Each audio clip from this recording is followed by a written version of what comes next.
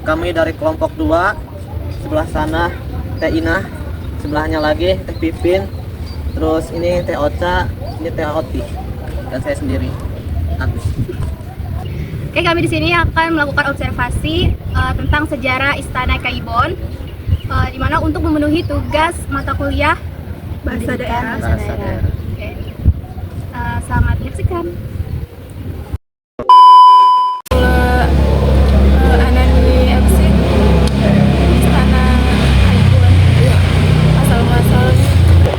Didirikan sekitar pada tahun 1800-an. Sereng Sultan Banten sing ke-20 dipuniko Sultan Muhammad Safiuddin.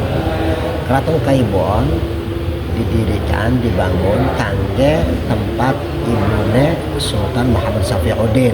Jadi tempat menangnya ibune Sultan Muhammad Safiuddin. Jadi Kaibon puniko diambil sing omongan sing bahasa keibuan Kaibon puniko jadi aran Kaibon. Kaibon puniko berasal dari kata nama keibuan. Jadi kata nama Kaibon.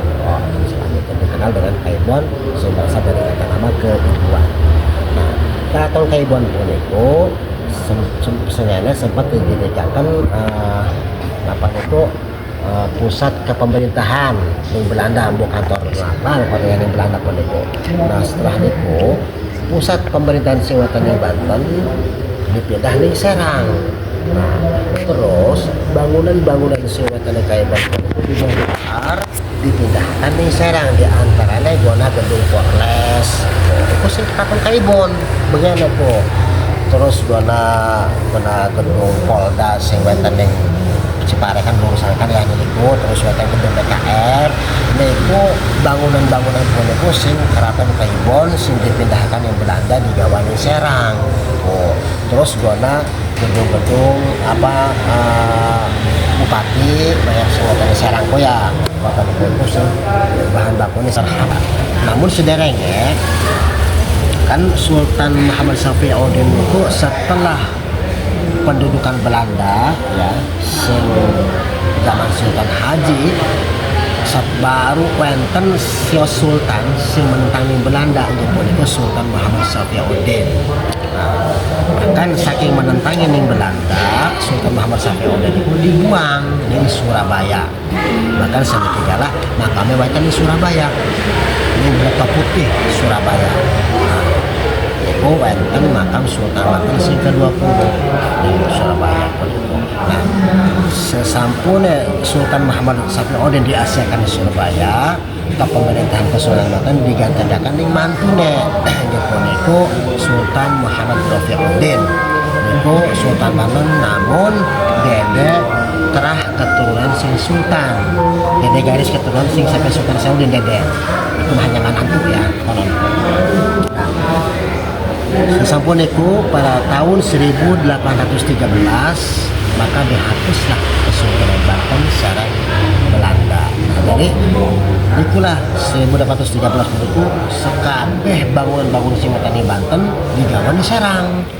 Nah, Belanda berpusat berkantor di Serang. Sementara bangunan-bangunan sing wonten iki diterbengkalayaken. Termasuk masjid, menara, nah keraton geus hancur ya. Kaibon susun bongkari digawe Serang. Itu ditinggalkan. Jadi Banten ditinggalkan oleh Belanda pada tahun itu sampai dengan Residen Banten yaitu Ki Haji Kebong Samanhotep di Banten dibak kali sampai dengan mereka baru Banten dipugar kembali dibak lagi. Barulah di situ Banten purbakala sekitar 1960-an ya Banten purbakala melebatkan Banten tempat salah mah kota baru Banten observase baban alas segala macam mandangin keraton ngeban dari keraton Kaibon sih mau dirusak orang Belanda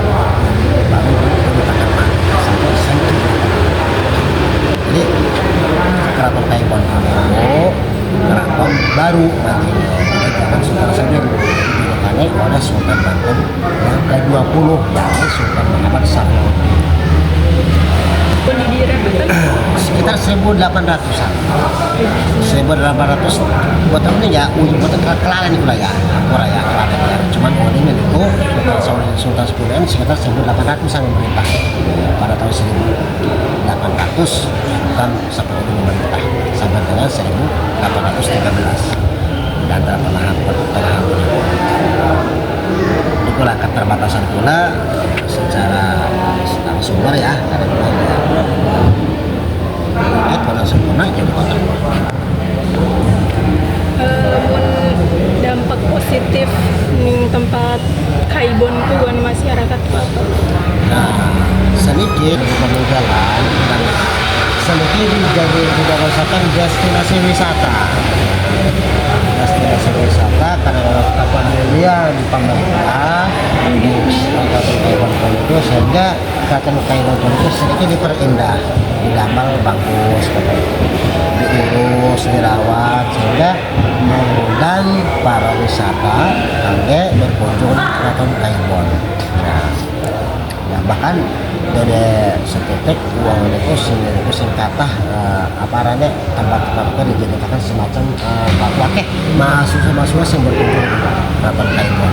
Memang tempatnya bagus, tempat asri, warga-warga tumbuhan. Terus Nerikon itu wonten Kalibanten. Sebelah itu asli Kalibanten. Di Kalibanten itu sedikitnya samping diputus sampai mati. Disebutnya Kalimati di Kalibanten Malaysia. Sementara jalur Kalibanten itu dipindahkan ke jalur barat. Jadi itu sampai Padang jalur barat. Jadi memang sangat dibutuhkan oleh masyarakat sekitar. Di samping wonten pengunjung, jadi masyarakat itu bangkit dagang, bangkit parkir, bangkit urus itu melibatkan masyarakat setempat. Jadi alhamdulillah Kabupaten Kaibon itu didapatkan destinasi wisata. Kata pengunjung ngomong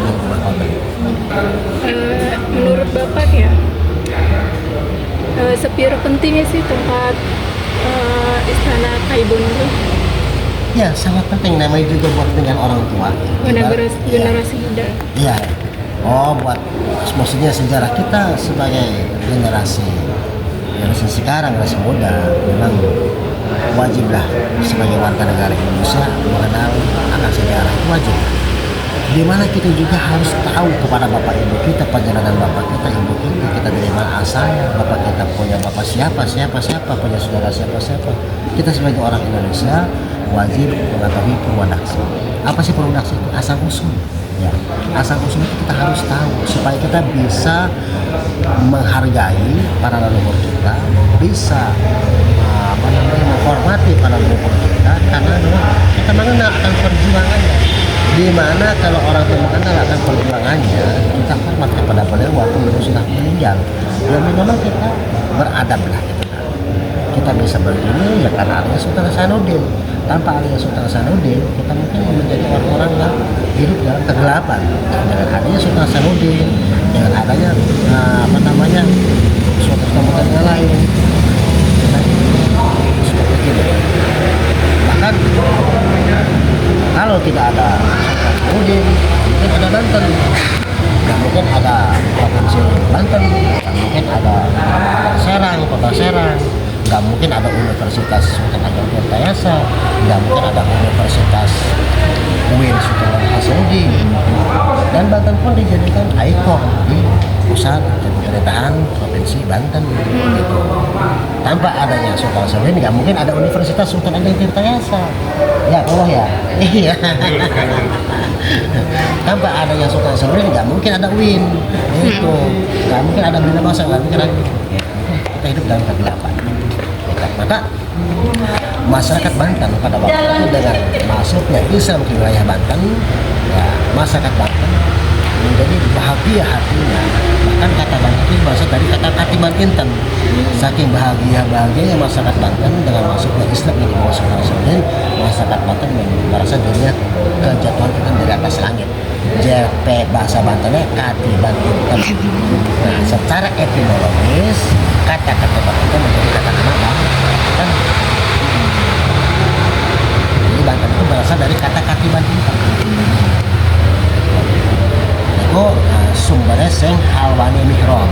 Nah, sejarah-sejarah itu pakai sing nerangaken hasil observasi hasil bangsa menghiratek banyak sih lemat mengenai jalur-jalur tuane terdahulu diantaranya awal mihrab sumber sejarahnya bahkan itu sing ngarang itu boleh kalau ya anak Hasan Basal Smita, anak Embari, anak Kiai Haji Bagus Wasi Abbas, kesepuhan Banten, anak Dr. Anas Tubagus Rahmatullah Amin, bahkan Dr. Anas Tubagus Rahmatullah Amin berhasil mengarang sejarah Banten yang judulnya Banten dalam Perspektif.